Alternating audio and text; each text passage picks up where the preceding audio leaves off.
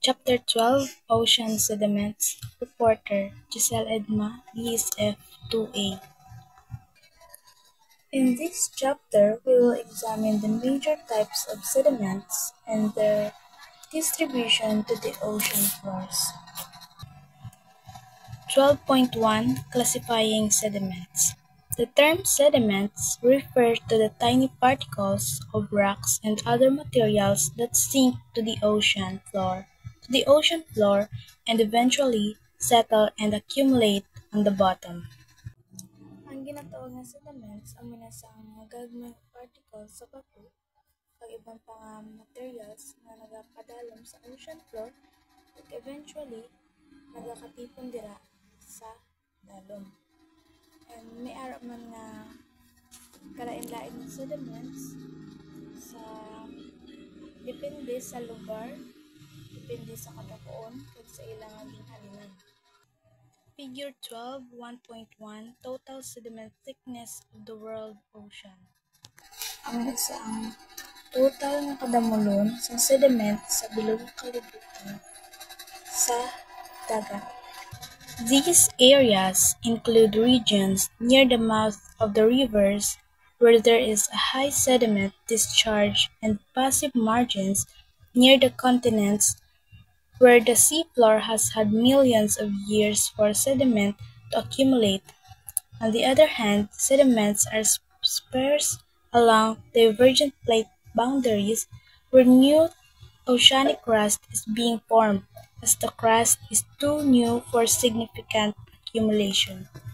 So, dito sa figure 12.1 is makita dito ang passive margins, divergent plate boundaries, alang oceanic crust sa next reporter. Siya na dito ma-explain sa section 4.5. As time passes, over millions of years, these sediments can become lithified or turned into sedimentary rock. It has been estimated that over half of the exposed rock on the continents is sedimentary rock originally deposited in ancient oceans and uplifted by plate tectonics. Samtang dadugay ang tinuon, million of years, ina nga mga sediments, pwede siya mahimo nga lithified o kon mahimo siya nga sedimentary rock. Na-estimate nila nga 50% na exposed rock sa continents is sedimentary rocks. Originally, deposit na sa ancient oceans kag na-uplift tungod sa tectonic plates. Sediments classification. There are a number of ways that we can classify ocean sediments, and some of the most common distinctions are based on the sediment texture, the sediment composition, and the sediment's origin. Number 1. Texture. Sediment texture can be examined through several variables. The first is grain size. Sediments are classified by particle size, ranging from the finest clays, diameter of 0.004 mm, to the largest boundaries, 256 mm. Sedimentary classification may ara ways na maklasify ta ang ocean sediments. Ang iban sa ila, common distinction based sa texture kag ilang composition kag ilang ginhalinan. Number 1, texture. Paano mo mabalaan ang texture? Kung examine mo siya, paagi sa several variables, ang una is grain size. Range na sa from the finest clays na may diameter na 0.004 mm hasta sa largest boulders na may arang 256 mm. This is the figure for Wentworth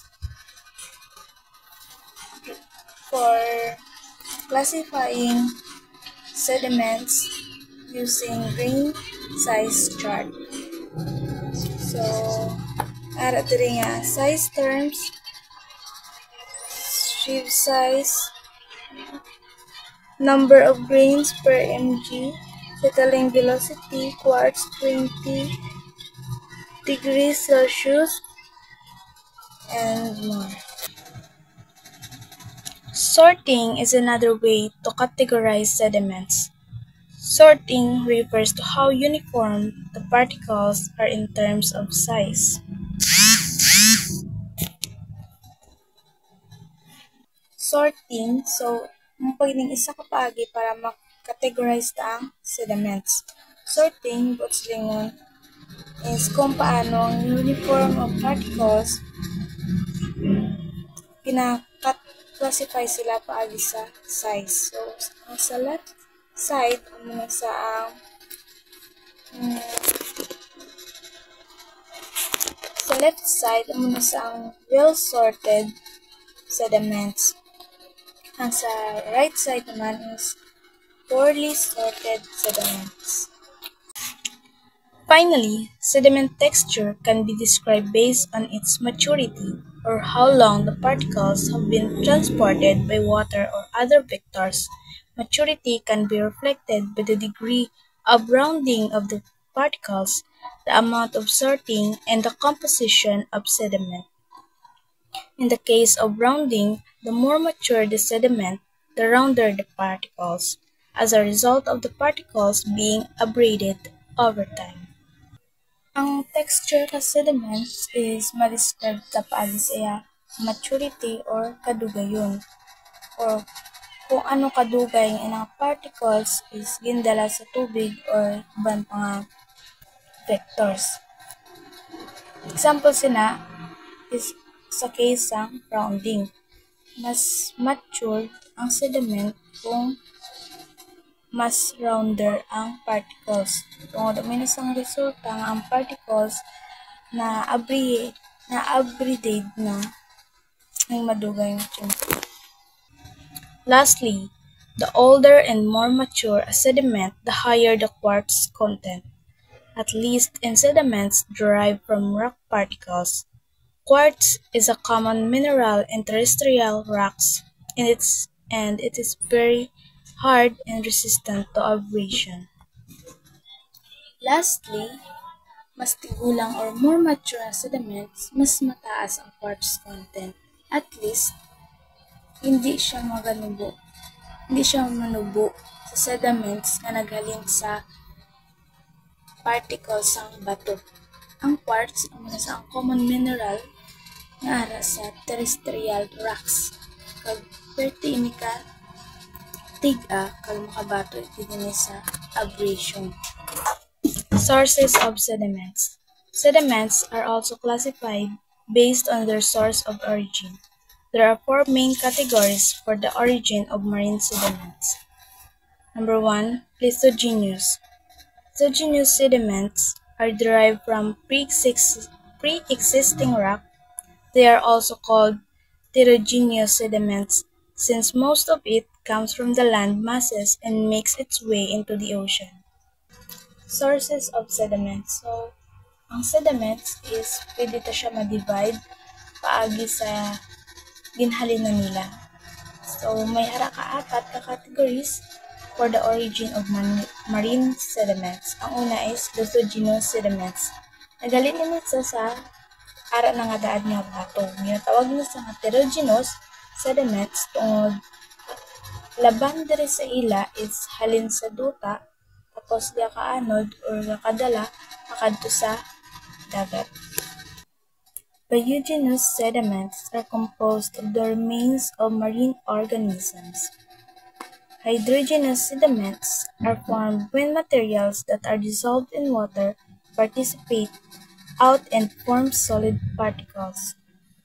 Cosmogenous sediments are derived from extraterrestrial sources. So, ang biogenous sediments is nagakahimo tungod ina siya sa mga patay nga marine organisms.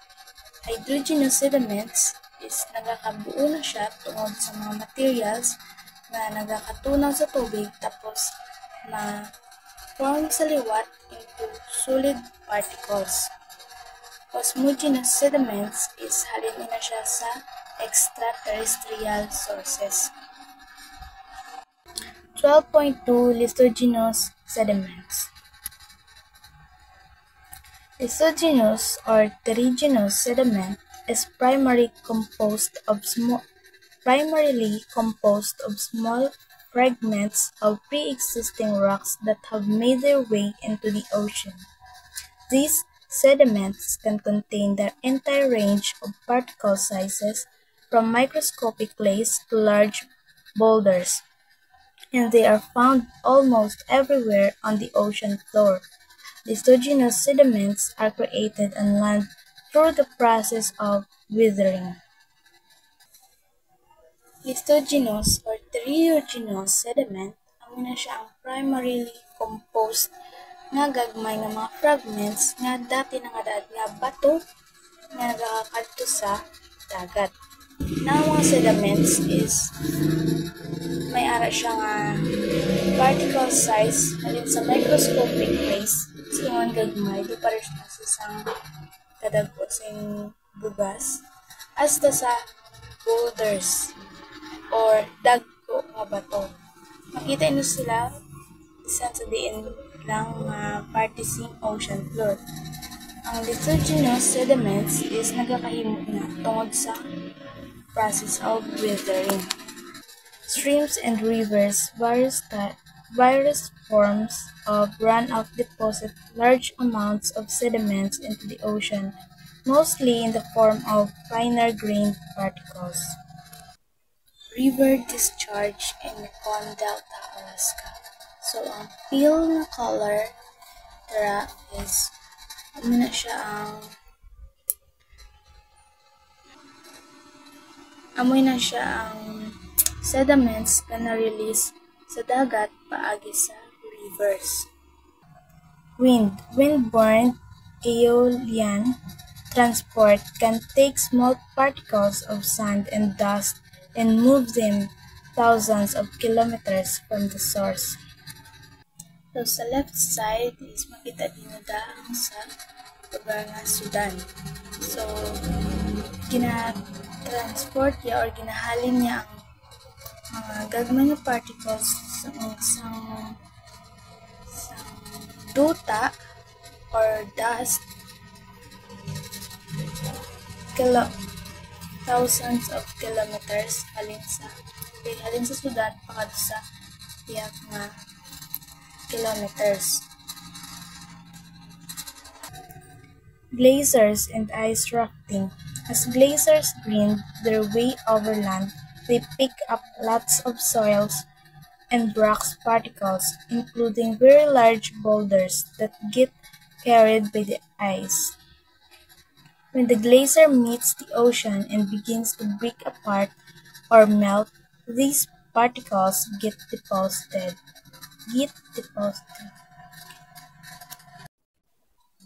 So, as you can see, this practice the glaciers and ice rafting.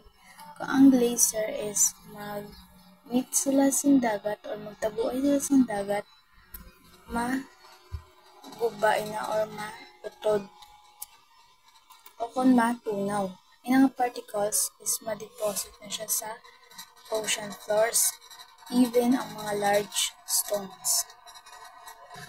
Gravity, landslides, mudslides, avalanches, and other gravity-driven events can deposit large amounts of material into the ocean when happen close to shore. Waves. Wave action along a coastline will erode rocks and will pull loose particles from beaches and shorelines into the water. Volcanoes. Volcanic eruptions emit vast amounts of ash and other debris into the atmosphere, where it can then be transported by wind to eventually get deposited in the ocean. Gravity. So, ang landslide, mudslides, avalanches, kag ibang mga driven events is pwede nakadeposit sang dako nga amounts of material sa dagat kung matabo nga lapit sila sa shore. Sa waves naman is kung magbulag ang dagat sa coastline, pwede na nga magguba ang mga bato kag ang mga particles na sa beaches kag shorelines is dalon niya pangadto sa tubig. Sa volcanoes naman is kung naglupok ang bulkan, nagapagawa ini siya sa damo nga abo kag iban pa nga debris pakadto sa atmosphere. Sa diin, gina-transport ini paagi sa hangin kag eventually nagakakadto ini siya sa dagat. Figure 12.2.4 Eruption of the Mayon Volcano, Philippines in 1984.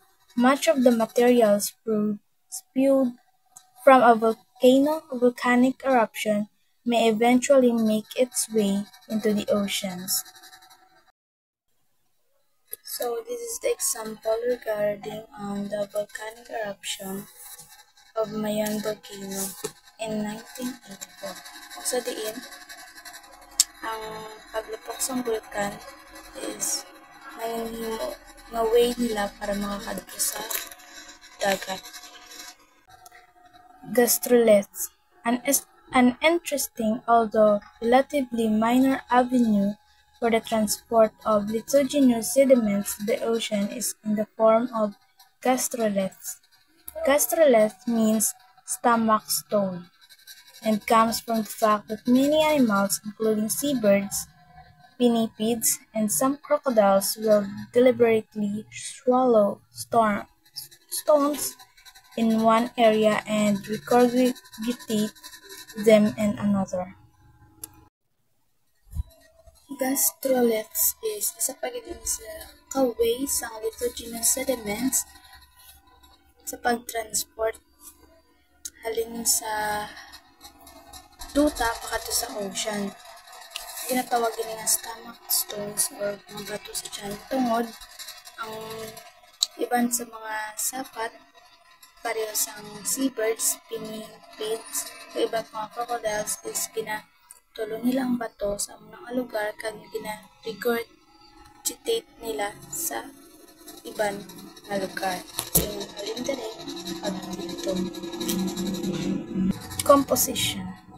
Lithogenous sediments usually reflect the composition of whatever materials they were derived from, so they are dominated by the major minerals that make up most terrestrial rock. This includes quartz, feldspar, clay minerals, iron oxides, and terrestrial organic matter. Diri naman sa composition, ang lithogenous sediments is kung sa diin ini nga mga materials sila nagalin and they are dominated by the major minerals may ara sa terrestrial rocks including zinc quartz, feldspar, clay minerals, iron oxides, and terrestrial organic matter. 12.3 Biogenous sediments. Biogenous sediments come from the remains of living organisms that settle out as sediments when the organisms die. It is the hard parts of the organisms that contribute to the sediments. Things like shells, teeth, or skeletal elements, as these parts are usually mineralized and are more resistant to decomposition than the fleshy, soft parts that rapidly deteriorate after death. Sa biogenous sediments, linis sa patay nga organism na nagakahimo nga sediments. Ang hard parts ng organism, amo na siya ang sediments na ginanamit sa biogenous. Parehas ang ilang shells, teeth, skeletal nila, amo na sa parts nga biogenous tungod mineralize na sa kag makabato din siya sa makabato yun siya nga hindi sa dunot nang hindi pareho sa unod na soft parts na dasin madula or madunot kung mapatay na. Microscopic sediments consist of the hard parts of microscopic organisms, particularly their shells or test. If the sediment layer consists of at least 30% microscopic biogenous material, it is classified as a biogenous ooze. The remainder of the sediment is often made up of clay. So, ang mga microscopic sediments is mayroon na siya hard parts of microscopic organism na tawag na shells o test. Kung ang sediments is mayroon 30% pataas, ginatawagin na siya nga biogenous ooze. Kag ang nabiling sediments is ginatawag na clay. The primary sources of microscopic biogenous sediments are unicellular algae and protozoans, single-celled amoeba-like creatures that secrete tests of either calcium carbonate (CaCO3) or silica (SiO2). Silica test came from two main groups, the diatoms algae and the Regularians protozoans. Ang primary sources ng microscopic biogenous sediments amo na ang unicellular algae and protozoans. Ang silica test may ara siya two main groups amo sa ang diatoms algae o kon ang Regularians na siya ang protozoans. Ang diatoms amo siyang sa left side. Ang protozoans naman amo na siya ang sa right side. Diatoms are important members of phytoplankton, the small drifting algae photosynthesizers. In areas where diatoms are abundant, the underlying sediment is rich in silica diatom test and is called diatomaceous earth. Diatoms are a vital piece of the global ecosystem for their role in oceanic primary production and the creation of much of the oxygen that organisms breathe. Ang diatoms is importante gid sa mga members ng phytoplankton.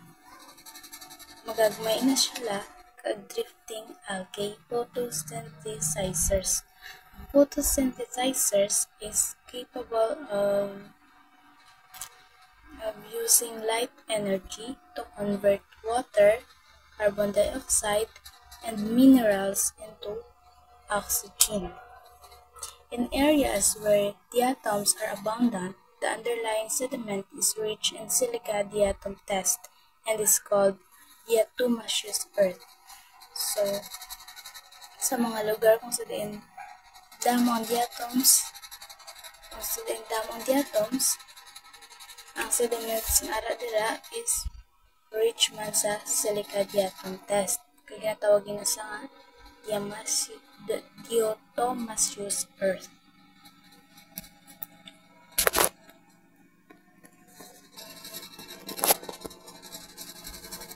So, ang vital role gid sang diatom sa ecosystem sa oceanic is ang pag-produce sang madamo nga oxygen para sa mga nagakabuhi nga organism. Alfred Nobel nagamit siya sa diatomaceous earth para papag-uno ng nitroglycerin sa paghimo sa dinamita. Ang diatomaceous earth, kitaan taman siya nga may siyang insecticide properties tungod pina-dehydrate siya ang mga insects. So, mabakal taman ini sa market. Ang purpose is para sa agriculture. Pwede man sa sulod sang balay pwede man sa mga panglaban sa subay, cockroach, bedbugs.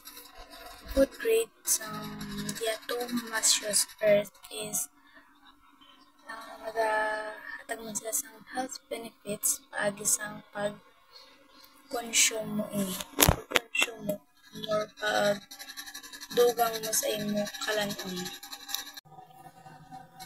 Regularians are planktonic protozoans, making them part of zooplankton that, like diatoms, secrete a silica test. Oozoes that are dominated by diatom or regularian test are called siliceous oozes. Ang regularians is isa man sa planktonic protozoans. Ang pinaka-part sila sa zooplankton. Tungod pareho sa diatoms is nagapagawa man sila sing silica test. Ang mga O's nga dominated by diatom or regularian test is ginatawag nga siliceous oozes. Like the siliceous sediments, the calcium carbonate or calcareous sediments are also produced from the test of microscopic algae and protozoans, in this case the Coccolithophorus and Foraminiferans. Coccolithophores are single-celled planktonic algae about 100 times smaller than diatoms. Using siliceous sediments, ang calcium carbonate or calcareous sediments is nagahimo sa test o microscopic algae and protozoa. Sa case ng Coccolithophorus kag Foraminiferans, ang Coccolithophorus muna siya ang single-celled planktonic algae nga 10 times mas gamay kisa sa diatoms. The famous White Cliffs of Dover in England are composed of Coccolithophorus rich O's that turned into chalk deposits. Muna ang famous White Cliffs of Dover sa England composed of Coccolithophorus rich O's that turned nga nahimo siya nga chalk deposit inaang sa right side. Tapos ang sa left side naman na siya ang Coccolithophorus test. Foraminiferans, also referred to as forams, are protozoans whose tests are often chambered similar to the shells of snails. As the organisms grow, they secrete new, larger chambers in which to reside. Most foraminiferans are benthic, living on or in the sediment, but there are some planktonic species living higher in the water column. When Coccolithophorus and foraminiferans die, they form calcareous oozes. Foraminiferans, or ginatawag mo siya nga forams, muna siya nga protozoans, sa din na may ara sila nga chambered or pareho sa shells ng snails. Kung ang organism nagadako, nagapagawa sila sing mas madako nga balay para sa ilang lawas. Pareho sila sa turtles. Diba samtang nagadako sila, ang ilang balay is nagadako man. Which is nga nagatapik sa ilang lawas. Kalabanan sa mga foraminiferans is nag-star sila sa benthic. Meron man nga nag-star sa sa higher water column. Ang mga sang iba niya planktonic species ang nag-star dira. Kung ang Coccolithophorus kag ang foraminiferans mapatay, nagakahimo na siya nga calcareous deposits. Figure 12.3.3 Foraminifera test collected from a beach in Myanmar. Figure 12.3.3 Foraminifera test na collect nila halin sa beach sa Myanmar. So this is the example of foraminifera test.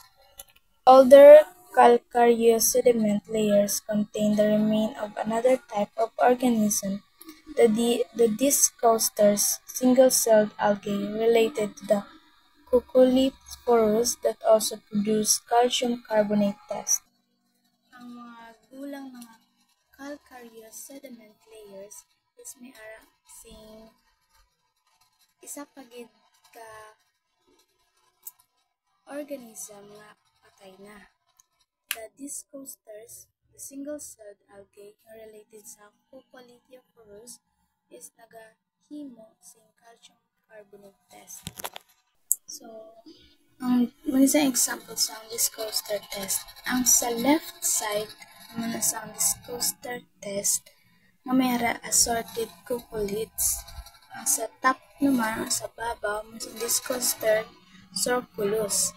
Ang sa tunga, ang muna sa Discoster pentaradiatus.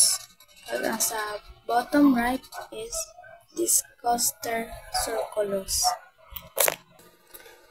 Oxygen atoms exist in three forms or isotopes in ocean: water 016, 017, and 018. 016 is the most common form, followed by 018. 017 is rare. 016 is lighter than 018, so it evaporates more easily, leading to water vapor that has a higher proportion of 06. So, ang oxygen atoms is exist in sa tatlo ka forms or isotopes sa oceans. Naman sa ang 06, ang O16, O17, and O18. Ang O16 naman sa ang most common or mas kilala na form. Ikaduwa is ang O18. Ang O17 is rare or lagka lang. O16 ang nasa mas light kaysa sa O18. So, nag-evaporates na sila sing mas madasig. So, nagakatabo is ang water vapor has a higher proportion of O16.